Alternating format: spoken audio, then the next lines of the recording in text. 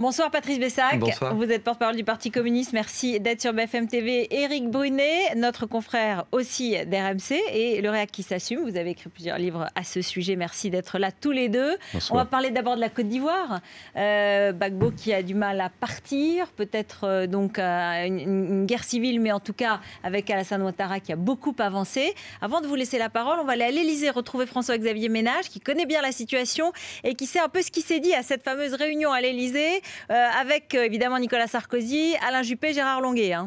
Avec effectivement, en tout cas, deux choses qui ont été demandées par la France, par le biais d'un communiqué d'ailleurs qui est sorti il y a quelques minutes. D'abord, Laurent Gbagbo doit céder son siège et se retirer. Alors la formulation est tout de même assez large et elle peut vouloir dire plusieurs choses, mais surtout, deuxième point, il faut que Laurent Gbagbo cesse les violences. Il est nommé précisément comme cela dans ce communiqué. Alors les violences, elles concernent bien sûr les ressortissants français qui vivent notamment à Abidjan. On le sait, il y a eu des scènes de pillage. On a contacté plusieurs ressortissants français qui nous disent parfois effectivement vivre dans la peur de débordement, alors qu'il y a des tirs qui touchent parfois même la proximité immédiate des maisons des ressortissants français. Eh bien, la force licorne, les soldats français présents en Côte d'Ivoire sont là avant tout pour ça. Voilà ce qu'a rappelé cette réunion. Et puis enfin, un mot, parce qu'on a parlé aussi diplomatie.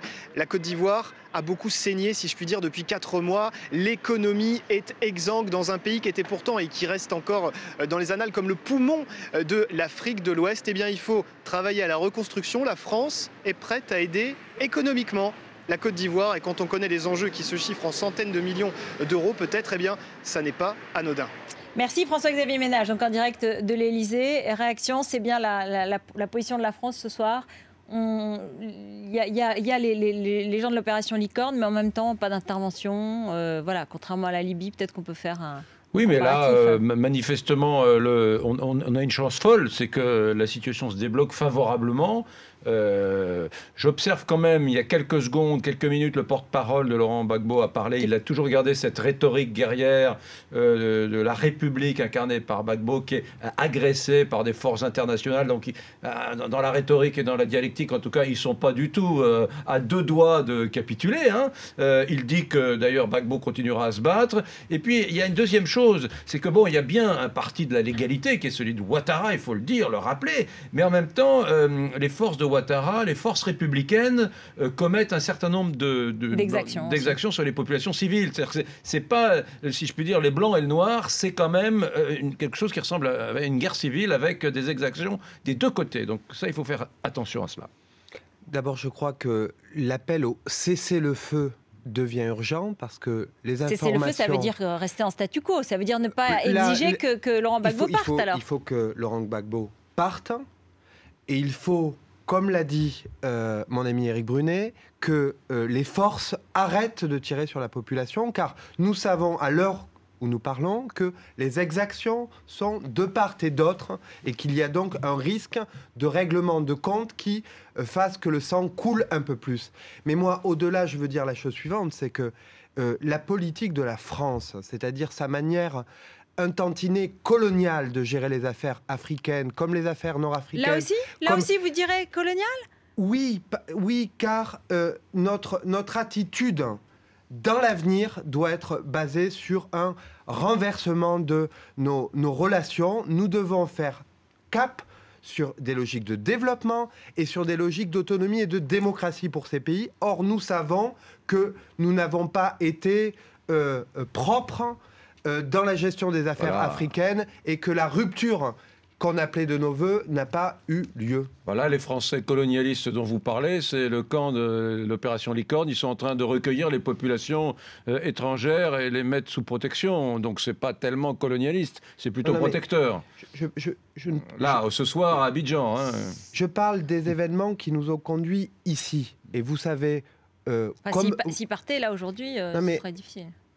Vous savez comme moi que la France a soutenu et a continué de soutenir un certain nombre de régimes qui étaient des régimes corrompus, qui étaient des régimes antidémocratiques et que nous avons fermé les yeux au nom de nos propres intérêts. Là, on a soutenu Ouattara et le candidat élu légalement, légitimement, et c'est à mettre à l'honneur de la France, ça. C'est tout, point barre, il n'y a rien d'autre. Cette situation qui, périodiquement, met des pays à feu et à sang ne peut plus durer. On l'a vécu sur la Tunisie, on l'a vécu sur l'Afrique, on l'a vécu sur d'autres endroits. On sait qu'aujourd'hui au Bahreïn, on est en train de faire la même chose sur les soulèvements. À un moment donné, il faut avoir le courage, sans polémique, d'affronter la situation et de dire il faut faire différemment dans l'avenir. Alors on va faire de la polémique parce qu'on va revenir en France et on va parler de ce fameux débat sur la laïcité. Je crois que je connais l'avis de Patrice Bessac, mais Éric Brunet, vous pensez qu'il doit se tenir ce mardi à l'UMP ? Moi, je suis farouchement attaché à la laïcité. Il y a une loi de 1905 qui est une loi très bien faite. Est-ce que ce débat doit se tenir mardi soir, à votre avis ? Je ne vois pas comment et pourquoi on refuserait un président de la République légalement élu, à son gouvernement, au parti qu'il a amené au pouvoir, de mener un débat en France.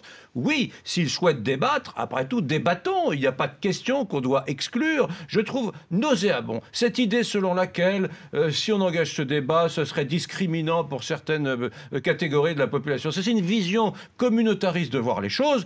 Au contraire, moi je soupçonne Sarkozy, au contraire, de vouloir un débat pour, au contraire, assouplir la position des musulmans de France, bâtir des mosquées, ce qui est d'ailleurs, entre parenthèses, contraire. Ça sera peut-être le résultat. Oui, ça sera peut-être le résultat.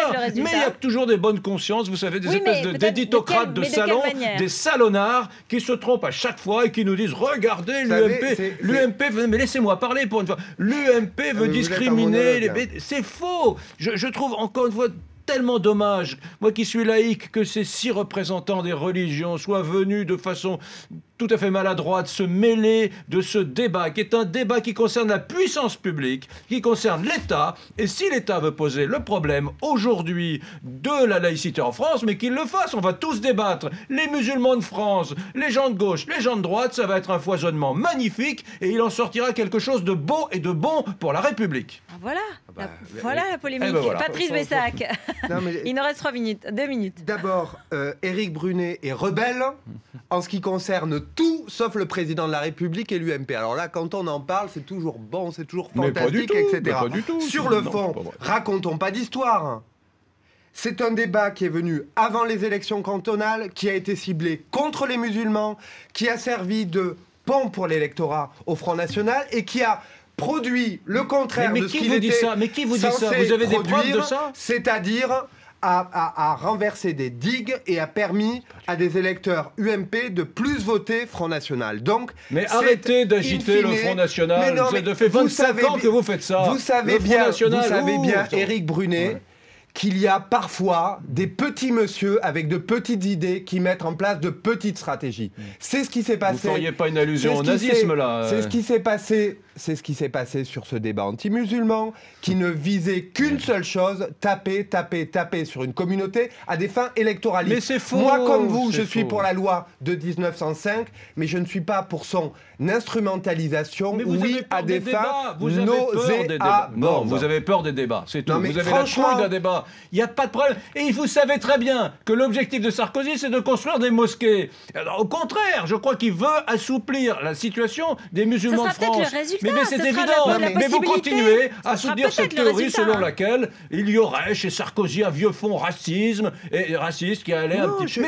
Mais c'est ce que tout le monde dit. C'est ce que tout le monde dit. Arrêtez de crier d'abord. Je ne crie pas. Si, l'outrance, elle n'est que dans les décibels chez moi. L'outrance n'est que dans les décibels. Il reste 30 secondes. Parce que franchement, vous ne pouvez pas être crédible sur le sujet, vu les 6 mois de débat que l'on vient de se payer, dans lequel la droite a joué sur les peurs et sur mais c'est faux, c'est votre interprétation. Mais moi, je n'accuse pas Nicolas Sarkozy d'être raciste. Je l'accuse d'être prêt à tout pour garder le pouvoir, y compris à s'allier avec les racistes. Merci beaucoup. Merci à tous les deux. C'est maintenant la place au dernier épisode du Sarko Info.